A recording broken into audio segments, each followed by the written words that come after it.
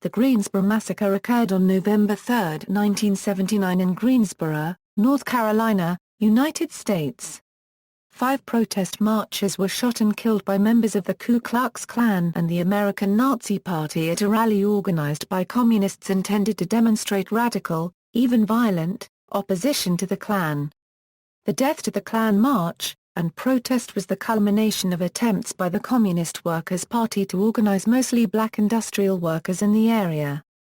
The marchers killed were Sandi Smith, a nurse and civil rights activist; Dr. James Waller, president of a local textile workers union who ceased medical practice to organize workers; Bill Sampson, a graduate of the Harvard Divinity School; Cesar Cauce, a Cuban immigrant who graduated magna cum laude from Duke University; and Dr. Michael Nathan, chief of pediatrics at Lincoln Community Health Center in Durham, North Carolina, a clinic that helped children from low-income families.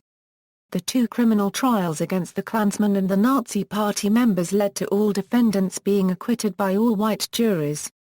However, a 1985 civil rights suit led by the Christic Institute and their lead attorneys, Louis Pitts and Daniel Sheehan, together with People's Law Office Attorney G. Flint Taylor and Durham, North Carolina, Attorney Carolyn McAllister, resulted in one of the few decisions in a Southern court to date against law enforcement officials accused of collusion with Klan violence.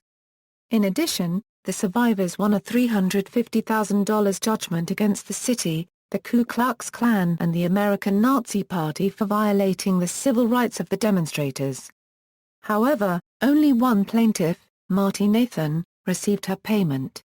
Rally: hostility between the groups flared in July 1979, when protesters in China Grove, North Carolina disrupted a screening of The Birth of a Nation, a 1915 cinematographic portrayal of the formation of the Ku Klux Klan. Taunts and inflammatory rhetoric were exchanged during the ensuing months. On November 3, 1979, a rally and march of industrial workers and communists was planned in Greensboro against the Ku Klux Klan. The death to the Klan March was to begin in a predominantly black housing project called Morningside Homes. Flyers distributed by the Communist Workers' Party for the event called for radical, even violent opposition to the Klan. One flyer stated that the Klan were assumed to be physically beaten and chased out of town. "This is the only language they understand. Armed self-defense is the only defense." Communist organizers publicly challenged the Klan to present themselves and face the wrath of the people. During the rally, a caravan of cars containing Klansmen and members of the American Nazi Party drove by the housing projects where the Communists and other anti-Klan activists were congregating. Several marchers began to attack the Klansmen's cars with picket sticks or by throwing rocks. They were also armed with handguns, which they fired during the conflict.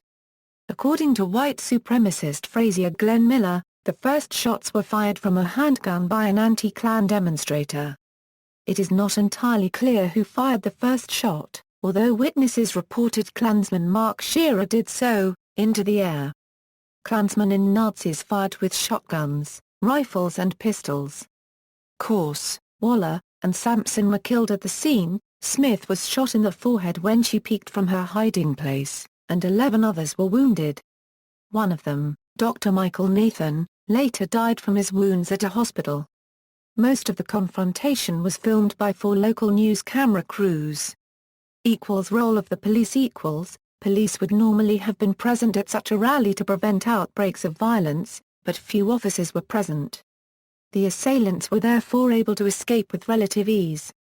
A police photographer and a detective did follow the Klan and neo-Nazi caravan to the site, but did not attempt to intervene. Edward Dawson, a Klansman-turned-police informant, was in the lead car of the caravan. 2 days prior to the march, one of the Klansmen went to the police station and obtained a map of the march and the rally.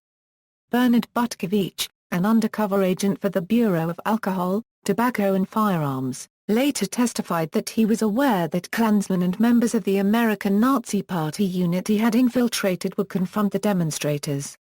In an earlier testimony, the neo-Nazis claimed Butkovich encouraged them to carry firearms to the demonstration. Aftermath. Legal proceedings. 40 Klansmen and neo-Nazis, and several communist marchers were involved in the shootings. 16 Klansmen and Nazis were arrested and the 6 best cases were brought to trial first. 5 Klansmen were charged with murder: David Wayne Matthews, Jerry Paul Smith, Jack Wilson Fowler, Harold Dean Flowers, and Billy Joe Franklin. During the second trial 9 men were charged. In addition to David Wayne Matthews, Jerry Paul Smith, Jack Wilson Fowler, 6 other men, Virgil Lee Griffin, Eddie Dawson, Roland Wayne Wood, Roy Clinton Toney, Coleman Blair Pridmore, and Rayford Milano Cordell were charged with other crimes associated with the event. The 2 criminal trials resulted in the acquittal of the defendants by all white juries. However, a 1985 civil lawsuit led by the Christic Institute and their lead attorney Daniel Sheehan won a verdict in federal civil court against 5 of the assailants and 2 police officers. The verdict is one of the few decisions in a Southern court to date against law enforcement officials accused of collusion with Klan violence. The survivors won a $350,000 judgment against the city, the Ku Klux Klan and the American Nazi Party for violating the civil rights of the demonstrators. However, only one plaintiff, Marty Nathan, received payment. Greensboro Truth and Reconciliation Commission in 2004, a private organization, calling itself the Greensboro Truth and Reconciliation Commission, declared that it would take public testimony and examine the causes and consequences of the massacre. This private group was patterned after official Truth and Reconciliation Commissions, such as that of post-apartheid South Africa, but lacked official recognition and authority, the power of subpoena, or the ability to invoke the penalty of perjury for false testimony. The group included members of the local community, as well as a commissioner from the New York-based Fellowship of Reconciliation, historically known for their early support of Martin Luther King Jr. during the Montgomery bus boycott. The group's efforts were not endorsed by local government officials. The Greensboro City Council, led by then-Mayor Keith Holliday, voted 6-3 against endorsing the work of the group, with the 3 votes in favor of it cast by the City Council's African American members. The mayor at the time of the massacre, Jim Melvin, also rejected the private commission. The organization stated that they believed members of the KKK went to the rally intending to provoke a violent confrontation, and that they fired on demonstrators. In addition, the private commission stated that the violent rhetoric of the Communist Workers' Party and the Klan contributed in varying degrees to the violence, and that the protesters had not fully secured the community support of the Morningside Homes residents, many of whom did not approve of the protest because of its potential for violent confrontation. The organization, in its final report, pointed out the importance of the Greensboro Police Department's absence from the scene. Previous confrontations between the same groups had resulted in no violence when police were present. The organization also heard reports that the Greensboro Police Department had infiltrated the Klan and, through a paid informant, knew of the white supremacists' unregistered trademark plans and the strong potential for violence. The informant had formerly been on the Federal Bureau of Investigation's payroll but had maintained contact with his agent's supervisor. Consequently, the FBI was also aware of the impending armed confrontation. The organization further reported that at least one activist in the crowd fired back after they were attacked.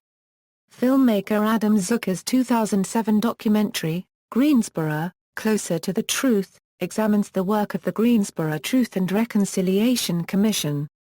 Memorial. On May 24, 2015, the city of Greensboro officially unveiled the Greensboro Massacre historical marker at a ceremony attended by over 300 people. Speakers at the ceremony included Guilford County Commissioner Ray Trapp, former Greensboro Mayor Yvonne Johnson, Representative Ralph Johnson, Senator Gladys Robinson, and U.S. Representative Alma Adams. References. Further reading, articles, Basigal, Ronald J., and Margaret Ivy Basigal. When Racists and Radicals Meet.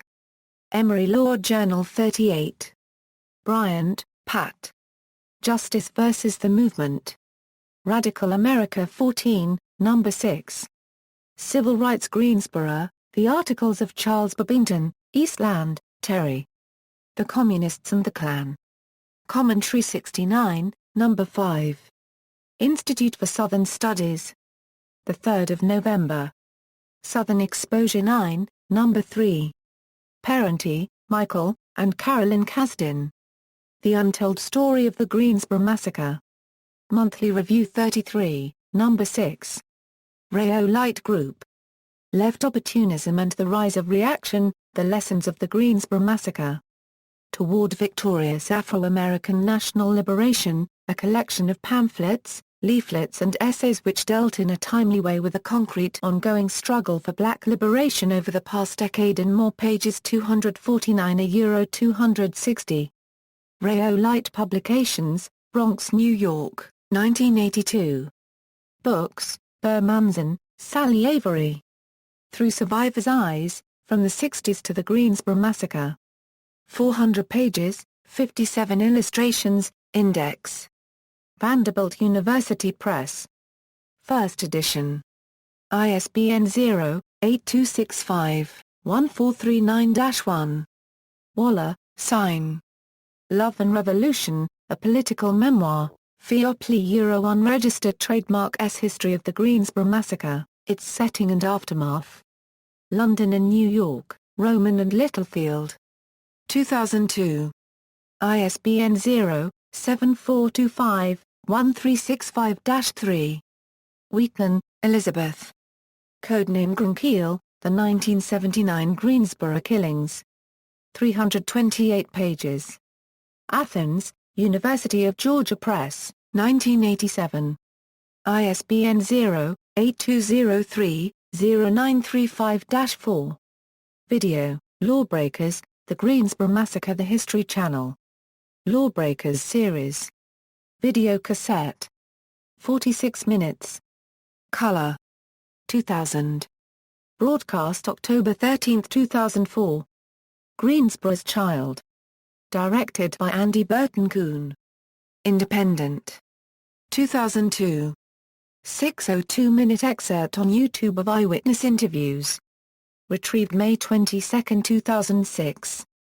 246 video footage of the initial demonstration and drive-by on YouTube. Euro footage omits final 509 minutes of tape.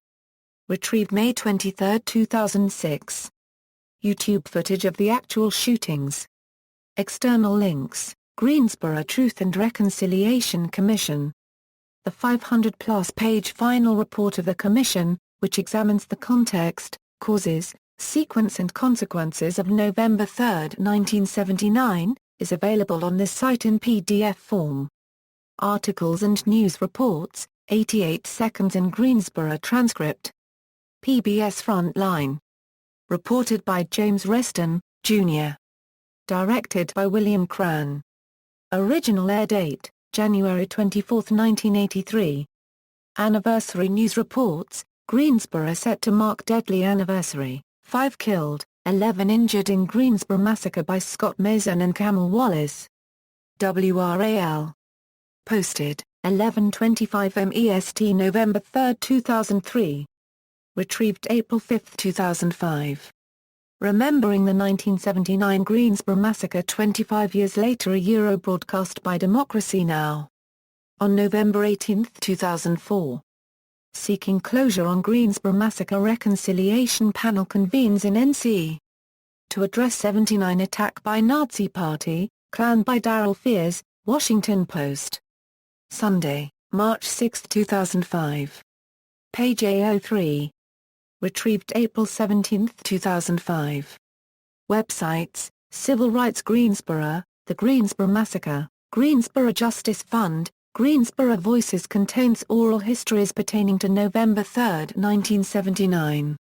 Greensboro Truth and Reconciliation Commission community organization to find out the truth about the Greensboro Massacre and to reconcile groups involved.